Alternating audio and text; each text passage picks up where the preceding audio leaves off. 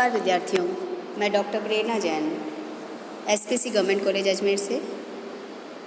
Valuation of shares कैसे किया जाता है, इसके बारे में पूर्ववर्ती लेक्चर्स में मैं आपको बता चुकी हूँ। ऐसा ही एक वैल्यूएशन से रिलेटेड टॉपिक हमारे सिलेबस से जो है वो है वैल्यूएशन ऑफ गुडविल। देखिए, आप जब 12th में अकाउंटेंसी पढ़ के आते हैं तो वहाँ पे भी ख्याति के बारे में पढ़ के आते हैं कि कोई भी जो व्यवसाय होता है उसके लिए क्लियर पता होता है कि जो भी नया एस्टेब्लिश्ड बिजनेस होगा उसमें जो कस्टमर्स होंगे वो नॉर्मली पुराने और एस्टेब्लिश्ड बिजनेस की तुलना में हमेशा कम होते हैं। उसका रीज़न ये होता है कि चाहे वो जो बिजनेसमैन है उसका जो नेचर है, उसका जो भी व्यवहार है या उसकी जो भी ईमानदारी है, वो बहुत सारी चीज़ें ऐसे फैक्टर्स होते हैं जो उसके कस्टमर बेस को साउंड बनाते हैं। और आप जानते हैं कि जितना कस्टमर बेस साउंड होगा उतनी ही आपके लाभों में वृद्धि होती चली जाएगी। तो उस बिज़नेस का जो अच्छा नाम है, जिसकी वजह से एक तरह से ग्राहक उसके पास वापस लौट के आते हैं, उसे एक तरह से गुडविल हमारे यहाँ कहा जाता है। यानी जो नया एस्टेब्लिश बिजनेस है उसको पुराना जो बिज़नेस है उससे एक तरह से कम प्रॉफिट्स मिलते हैं। पुराने व्यापारी का अगर बिज़नेस जो है वो अगर रीसेल किया जाए तो ऐसे में उसको उसकी नेट असेट से ज़्यादा वैल्यू मिलने की संभावना रहती है। अगर वो पॉजिटिव उसका एटीट्यूड रहा है तो ऐसे में वो जो एक्स्ट्रा मनी वो मांगता है उसे हमारे यहाँ प्रीमियम या पगड़ी या ख्याति कहा जाता है। तो ये ख्याति क्या है और इसका वैल्यूएशन हम कैसे करेंगे, इसके बारे में हम आज इस लेक्चर में देखते हैं। तो गुडविल का बेसिक कंसेप्ट तो यही हो गया है कि जब बिज़नेस को ख़रीदा जाता है तो ऐसे में उसकी नेट असेट से ज़्यादा जो मूल्य चुकाया जाता है, ध्यान रखना है कि शुद्ध हम अकाउंटिंग की टर्म में बात कर रहे हैं तो उसकी असेट से जो ओवर पेमेंट होता है या जो अबो पेमेंट होता है वो एक्स्ट्रा पेमेंट, एडिशनल पेमेंट है, उसे हम अकाउंटिंग की लैंग्वेज में गुडविल कहते हैं। गुडविल एक ऐसी एसेट है जिसे न देखा जा सकता है न छुआ जा सकता है, लेकिन केवल इसे महसूस किया जा सकता है और इसीलिए इसे हम इंटेंजिबल एसेट में यहाँ पर हमारे यहाँ क्लियर इंक्लूड करते हैं। गुडविल को अगर डिफ़ाइन करना हो तो जिसे लॉर्ड एंटन ने कहा है कि गुडविल इस संभावना से ज़्यादा कुछ नहीं है कि पुराने ग्राहक पुराने स्थान पर ही लौटेंगे।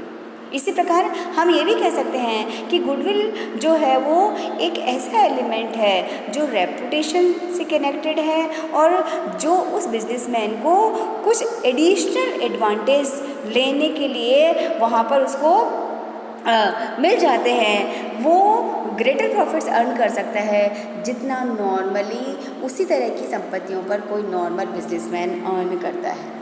यानी ख्याति हम ये कह सकते हैं कि किसी बिजनेस की उसकी प्रतिष्ठा, उसके संबंध या उसे प्राप्त अन्य लाभों से उत्पन्न होती है और जिसके कारण अगर इसे हिंदी में बात करें तो बिजनेस को अपनी नेट जो उसकी टेंजिबल एसेट्स है उस पर जो रिटर्न ऑन इन्वेस्टमेंट मिलना चाहिए उससे ज़्यादा उसको मिलने की संभावना रहती है। ये स्पाइसर और पैगलर द्वारा गिवन डेफिनेशन है। तो गुडविल के बारे में बेसिकली जो बात समझ में आई है वो ये है कि एक अकाउंटिंग के लैंग्वेज में हम ये कह सकते हैं कि एक इंटेंजिबल एसेट है और जिसकी सहायता से बिजनेस नॉर्मल प्रॉफिट से अधिक प्रॉफिट अर्न कर सकता है। ये हम अकाउंटिंग के पॉइंट ऑफ व्यू से कह सकते हैं। फीचर्स ऑफ गुडविल की बात करेंगे कि क्या क्या फीचर्स होते हैं, तो ये तो डेफिनेशन से क्लियर है कि ख्याति एक अमूर्त संपत्ति है जिसे न देखा जा सकता है न छुआ जा सकता है, केवल महसूस किया जा सकता है। दूसरी बात, ये जो इंटेंजिबल एसेट है ये इंटेंजिबल एसेट है, ठीक है, और एक ऐसी एसेट है जो फिक्शिशियस एसेट नहीं है, कृत्रिम नहीं है, क्योंकि उससे हमें लाभ कमाने में सहायता मिलेगी, इसलिए इसे कृत्रिम संपत्ति नहीं मानेंगे। तीसरी बात हम ये कह सकते हैं फीचर्स में कि इसमें फ्लक्चुएशंस होते रहते हैं क्योंकि डिपेंड करता है बहुत सारे फैक्टर्स, हम आगे डिस्कस करेंगे कि कौन कौन से फैक्टर्स अफेक्ट करते हैं, तो उसके बेसिस पे इसमें बहुत फ्लक्चुएशंस होते रहते हैं और ये बिजनेस में हमेशा होती है पर अपने आप नहीं होती है। डेफिनेटली कुछ फैक्टर्स ऐसे होंगे, उन फैक्टर्स की वजह से ही किसी भी बिजनेस में गुडविल होती है। ठीक है। अब बहुत सारे फैक्टर्स होंगे, जैसे कुछ मैंने यहाँ लिखे हैं। जो वैल्यूएशन ऑफ गुडविल जो हम करने जाएंगे या वैल्यू ऑफ गुडविल की बात करें तो ख्याति के मूल्य को प्रभावित करने वाले बहुत सारे फैक्टर्स होंगे। जैसे कुछ मैंने यहाँ लिखे हैं कि आपकी लोकेशन क्या है, बिजनेस की लोकेशन जो है, यानी फेवरेबल अगर लोकेशन है, पर्टिकुलर नाम से ही आपका शहर या पर्टिकुलर एरिया में अगर आपका बिजनेस है तो नॉर्मली उस एरिया की बिजनेस को प्रायोरिटी मिलती है, नॉर्मली कस्टमर बेस वहीं साउंड होता है, तो लोकेशन भी आपकी वैल्यू ऑफ गुडविल को बहुत प्रभावित करता है। उसी प्रकार नॉर्मली टाइम फैक्टर का भी इफ़ेक्ट होता है। जितना पुराना स्थापित बिजनेस होगा, ग्राहक वो उतना ही उसको जानेंगे और जानेंगे तो डेफिनेटली लौट कर आएंगे। तो ऐसे में उसकी ख्याति का मूल्य जो न्यूली एस्टेब्लिश्ड बिजनेस है, जिसको बहुत कम समय हुआ है, उसकी गुडविल से ज़्यादा होगा। इस तरह से बिजनेस का नेचर क्या है, यानी आप अगर जब डील करते हैं तो ऐसे में अगर आप डेली रूटीन की वस्तुओं को बेचते हैं तो उसमें आपके प्रॉफिट्स भी आपके स्टेबल रहेंगे, और जब प्रॉफिट स्टेबिलिटी रहती है तो नॉर्मली गुडविल की वैल्यू ज़्यादा होती है।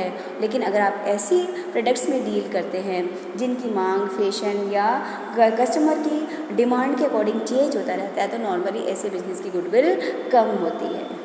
ठीक है, तो ऐसे में कुछ बिजनेस ऐसे हो सकते हैं जो एक तरह से एकाधिकार जैसा होगा, तो वहाँ पे भी गुडविल का वैल्यू ज़्यादा होगा। ये नेचर ऑफ बिजनेस भी आपकी वैल्यू ऑफ गुडविल को प्रभावित करता है। एफिशिएंसी कितनी है हमारी, यानी हम अपनी जितनी भी आपका जो मैनेजमेंट है वो मैनेजमेंट अपने रिसोर्सेज को फुल्ली यूटिलाइज करता है। मैनेजमेंट हर तरह से, चाहे वो किसी का भी मैनेजमेंट करना हो, उसको प्रॉपर मैनेजमेंट होता है। तो अगर फर्म जिसका वैल्यूएशन हम करने जा रहे हैं उसका जो मैनेजमेंट है वो योग्य है, कुशल है, सक्षम है, तो ऐसे में ये लाभ बढ़ाने में सहायक होता है और डेफिनेटली उस बिज़नेस की गुडविल भी उससे ज़्यादा होती है।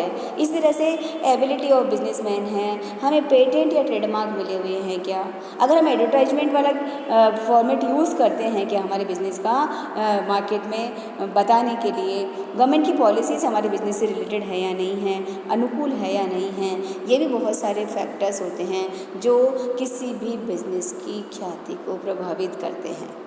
अब ख्याति दो तरह की होती है, जैसे प्रीवियस स्लाइड में मैं लिखा था, एक होती है परचेज गुडविल और दूसरा होता है इंटरनली जनरेटेड या नॉन परचेज गुडविल। वापस लेते हैं, जैसे प्रीवियस स्लाइड में देखिए ये लिख रखा है कि जो गुडविल होती है उसमें दो तरह की आपकी गुडविल हो सकती है, एक परचेज गुडविल होता है और दूसरा नॉन परचेज जिसे इंटरनली जनरेटेड गुडविल कहते हैं। फीचर्स के साथ लिख दिया है मैंने ये।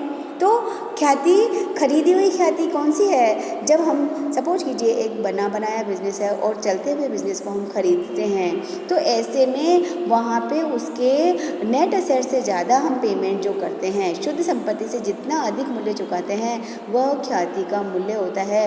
तो ये जो एक्स्ट्रा पेमेंट हमने किया है ये ख्याति असेट के रूप में हमारी बैलेंस शीट में दिखानी होगी जब तक हम इसको राइट ऑफ नहीं कर देंगे, और इसे परचेज गुडविल कहा जाता है।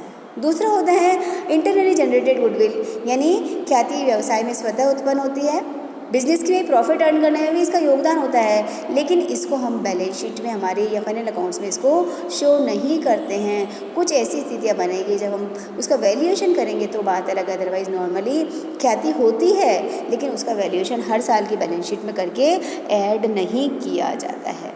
ठीक है, तो ये बेसिकली ख्याति से रिलेटेड बातें हुई। अब हमारे पास जो पॉइंट आएगा वो ये है कि ख्याति जो है उसकी प्रकृति क्या है, उसका नेचर क्या है।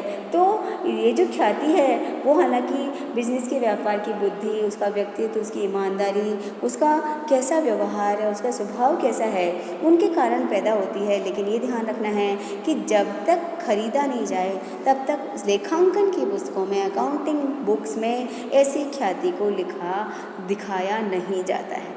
ठीक है, दूसरी बात हम ये कह सकते हैं जब नेचर ऑफ गुडविल की बात करें तो कि ख्याति एक, जैसे मैंने पहले भी कहा है कि हमारे यहाँ एक वो इंटैंजिबल एसेट है। अदर एसेट्स फर्नीचर है, बिल्डिंग है, मशीन है, वो जैसे उनमें वेयर एंड टेयर होता है, वो ख्याति में न तो वेयर एंड टेयर होता है न डेप्रिशिएशन होता है, यानी वो इनविजिबल है। लेकिन ये ऐसा नहीं है कि प्रयोग ही नहीं होती है और उपयोग से भी समाप्त नहीं होती है, इसलिए इसका हमें रीएस्टेब्लिशमेंट करने की ज़रूरत नहीं पड़ती है। तीसरा, नेचर के पॉइंट की बात करें तो हम ये कह सकते हैं कि गुडविल इट्सेल्फ हमारे लिए प्रोडक्टिव असेट नहीं है। जैसे बिल्डिंग, प्लांट, मशीनरी सब प्रोडक्टिव असेट्स है, लेकिन गुडविल इट्सेल्फ प्रोडक्टिव असेट नहीं है। लेकिन हाँ, ये बिजनेस को ज़्यादा लाभ कमाने में सहायक होती है। ख्याति का जो संबंध है वो बिजनेस द्वारा अर्जित सुपर प्रॉफिट से है। यानी यहाँ पे एक तरह से ख्याति को कह सकते हैं कि फेयर वेदर ट्रेंड है। यदि ख्याति जो है, अगर अच्छा समय है तो ख्याति ज़्यादा होगी, लेकिन कई बार आपका समय खराब आता है, कुछ ऐसी परिस्थितियाँ बन जाती है, तो ऐसे में ख्याति वहाँ पे एक तरह से हट भी सकती है। इसीलिए कहा जाता है कि जो गुडविल है, अगर बुक्स में है भी सही, जो परचेज गुडविल है उससे जितना जल्दी हो सके राइट ऑफ कर देना चाहिए। तो इस तरह से ख्याति क्या है, ख्याति के क्या प्रभावित करते हैं, कौन से फैक्टर्स ख्याति को प्रभावित करते हैं, कौन कौन से टाइप्स की गुडविल होती है और नेचर ऑफ गुडविल क्या है, इसके बारे में हमने देखा। गुडविल से रिलेटेड जो रिमेनिंग कंसेप्ट्स है, कैसे वैल्यूएशन वगैरह करेंगे, इसके बारे में हम नेक्स्ट लेक्चर में देखते हैं। Thank you.